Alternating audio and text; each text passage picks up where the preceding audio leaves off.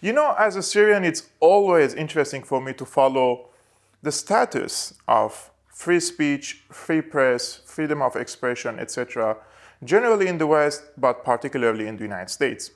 Now, we all remember the example of Julian Assange. The guy is imprisoned because he published secret documents that condemn the United States and reveals the war crimes of the United States, whether in Afghanistan, Iraq, and in other places such as Syria, for example, and how they prepared the regime change war. Now, the guy is behind bars, and he has been under house arrest, let's say, when he was in the Ecuadorian embassy, right? Now, the establishment always finds someone to target, especially if this someone has become more independent and it has more reach, into extent that this person can influence the public opinion in a way that goes against the mainstream narrative. And the last or the latest target of the establishment is Joe Rogan. Joe Rogan, for those who don't know, he is a very famous podcaster. He started his podcast in 2009, and now we are in 2022. Each episode of this podcast has around 11 million views. I mean, this is a very huge number. And Spotify bought the exclusive rights for Joe Rogan Experience, I think in 2019 for $100 million or something. But if we compare the numbers of the Joe Rogan, for example, with one of the largest American TV channels or news channels, CNN, we will see that Joe Rogan has 11 million views per episode, and CNN has approximately 0.82 million views during the prime time. So the difference is like 11, 10 times, I'm not good in math, but at least 10 times more. So he's more influential than the CNN. And Joe Rogan, he's sitting on a table, I think with one producer and one screen, and he has one guest or multiple guests, and they're discussing current things. But in my opinion, this viewership of Joe Rogan, the big reach of Joe Rogan, because he addresses controversial issues that a lot of mainstream media outlets do not want to touch. And for example, the other day I was watching his podcast with Oliver Stone. Oliver Stone is a very famous American producer, director, and his latest documentary is about the assassination of John F. Kennedy and the secrets that for a long time were considered conspiracy theories. So he revealed some of them, and it was very interesting for me to watch this podcast because, in my opinion, JFK is the last good American president, and all the other presidents that came after him had disastrous implications on the world, starting from wars and going into economic sanctions, etc. For example, he hosts a controversial Canadian philosopher. I call him a philosopher, but he's more like a psychiatrist, is Jordan Peterson. He's a clinical psychologist. And Jordan Peterson is one of the advocates for like masculine traits in the market, in your life, in your relationship. Because we know in the woke media nowadays, if you're a masculine, they call you a toxic masculine. They try to suppress your masculine traits. They try to preach and teach you that you have to be less of a masculine and more of a feminine. But some people, they disagree with this approach. So Jordan Peterson is one of them, so he's controversial according to the, of course, woke media. And I'm not saying that Jordan Peterson is perfect. I disagree with him in several aspects, especially when it comes to capitalism and his bulldogging against China and North Korea, I guess. But the real controversy started of Joe Rogan when he hosted one of the two most famous doctors in the United States. First one is Dr. Robert Malone, who owns 9 patents on the creation of the mRNA vaccine technology. That means the technology used to produce the mRNA vaccines nowadays, he has 9 patents of them. So he is partially responsible for the creation of the mRNA vaccines. And the second doctor that he hosted was Dr. Peter McCullough. I'm not good in pronouncing his name, but he's the most published physician cardiologist in the United States. And he advocated for early treatment, including hydroxychloroquine. So as you can see, my pronunciation is not perfect because these are medical terms. So he advocated for early treatment of COVID, including hydroxychloroquine.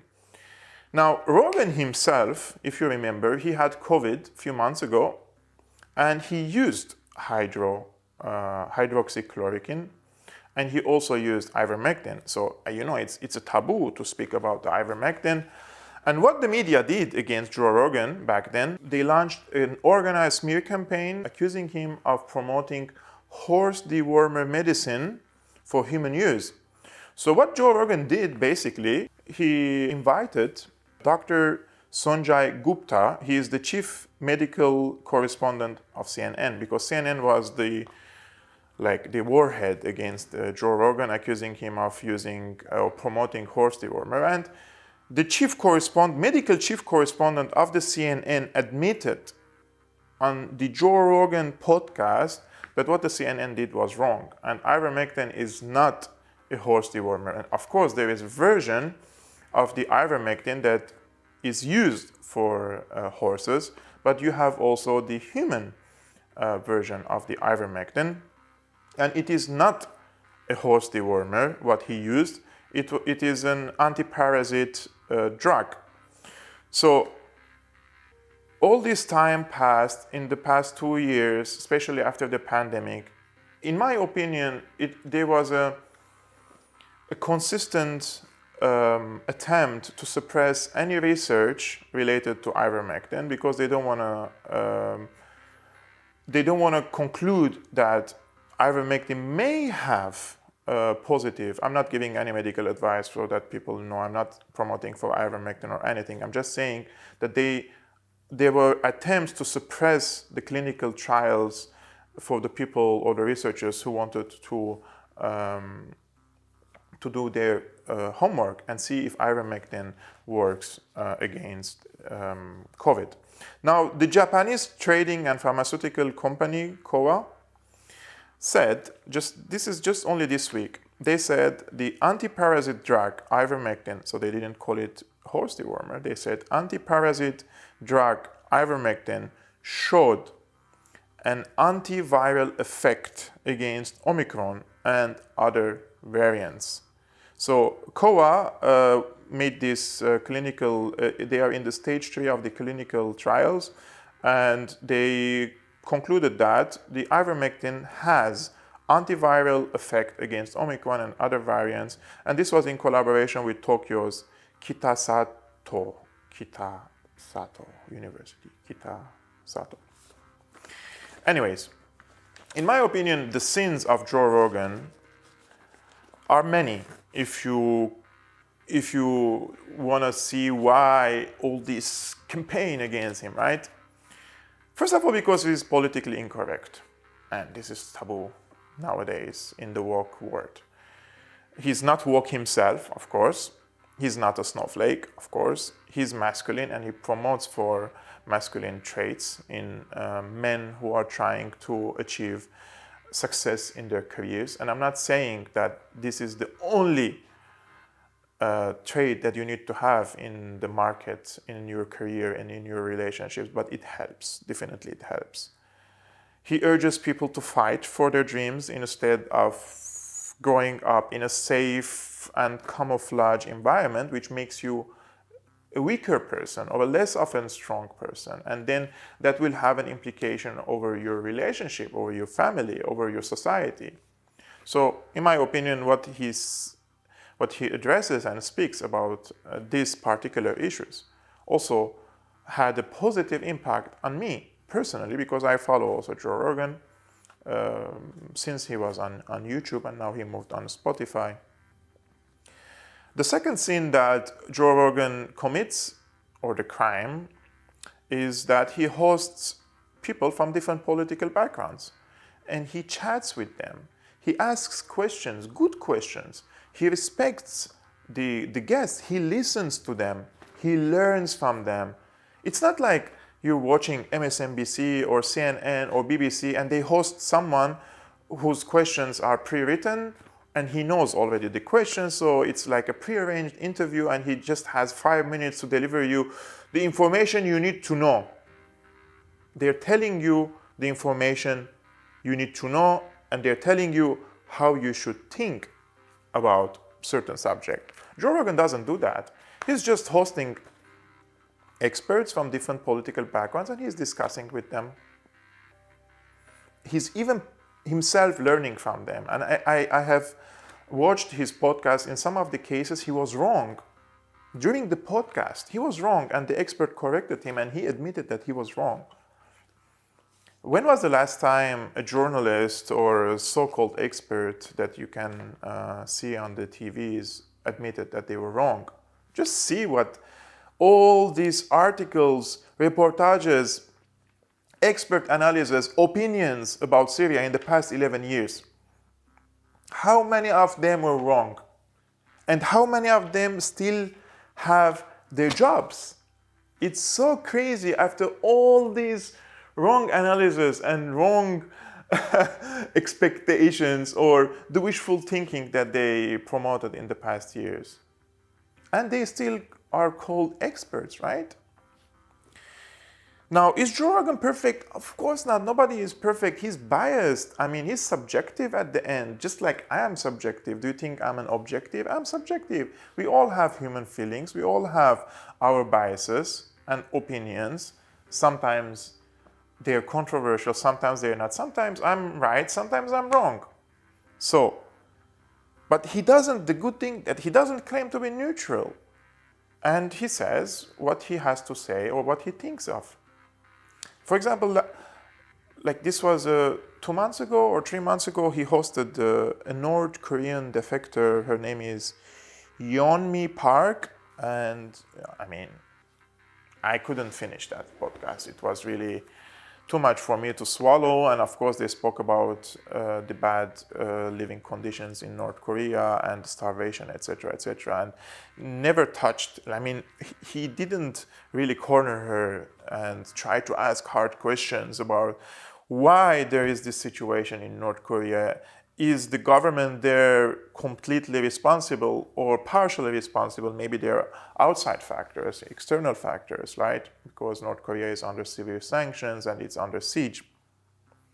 And by the way, I'm not promoting for the model of North Korea. I would never personally would like to live in a place like North Korea. But what I'm saying is the deteriorating conditions, if they exist in North Korea, then you cannot blame on only one side. Like this defector Yeonmi Park was saying, because she said, I believe that people are dying of starvation and she almost died of starvation. But if you compare the photos of her in North Korea and photos of her right now when she escaped North Korea, she was more like, she had more weight in her body back then than now. Now, the White House, Psaki, or this spokesperson of the White House, now they are urging Spotify to take more actions against Joe Rogan. It's like, it's so surreal in the past few years how the big tech companies integrated in the American administration and other establishments, let's say around the world, in Britain and elsewhere, and how they follow the dictates and the policies of these politicians, right? And especially the liberal politicians or the neoliberal politicians. And all of a sudden, like, somebody is banned from Facebook and everybody comes out from these liberals and, yeah, Facebook is it's a private company. They have the right to have their own laws and regulations and community standards, of course, because the people who are banned are mostly on the opposite side of this neoliberals, right? Of course, they try to find excuses. But what about now? It's the White House telling the Spotify what to do with Joe Rogan. Doesn't this go against the First Amendment of the United States? I mean, can't you see where is this going? And I'm not, of course, telling you guys, those who watch my channel, I believe a lot of you are open-minded and you understand what's going on, but we're heading into dark ages, in my opinion. This censorship is unprecedented. And I haven't seen, as a journalist, in the past at least 11 years, a level of censorship like this on social media, in mainstream media, even in personal lives. People are afraid to speak their minds. Like, it's incredible, especially after these 2 years. People are afraid to speak their minds after the pandemic. They're afraid to lose their jobs. They're afraid of social isolation. They're afraid of judgments. People are afraid to speak.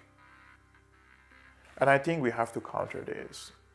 Otherwise, I think we're heading towards dark ages, and we should resist that. And because there are many people like you, I highly encourage you to speak up, to keep your activism, because if you encourage one person to speak and one person will encourage another people to speak, and the circle will go and go and go, because this cannot continue the way it is right now. I've been your host, Kerak Almasian of Syriana Analysis. This was my thoughts on the Joe Rogan controversy. If you like the video, please hit the subscribe button and like it. And if you want to support my independent commentary work on YouTube, you can become a patron. Link in the description below. And see you next time.